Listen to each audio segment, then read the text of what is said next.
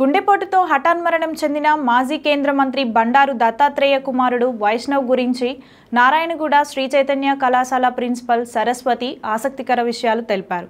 వైష్ణవ్ మృతి తమను దిగ్భ్రాంతికి గురి చేసిందని చెప్పిన ఆమె అతని కలుపుగోలుతనం గురించి, సేవాగుణం గురించి మరోసారి గుర్తు చేసుకున్నారు. కాలేజీలో ఎప్పుడూ అతను ఎంపీ కుమారుల్లా ప్రవర్తించలేదని, ఆ ప్రస్తావనే రాకుండా చూసుకునేవాడని అన్నారు. కాగా నారాయణగూడలో శ్రీ చైతన్య కళాశాలలో 2012 నుంచి 2014 వరకు వైష్ణవ్ ఇంటర్ చదివాడు. ఆ తర్వాత MBBSలో చేరాడు.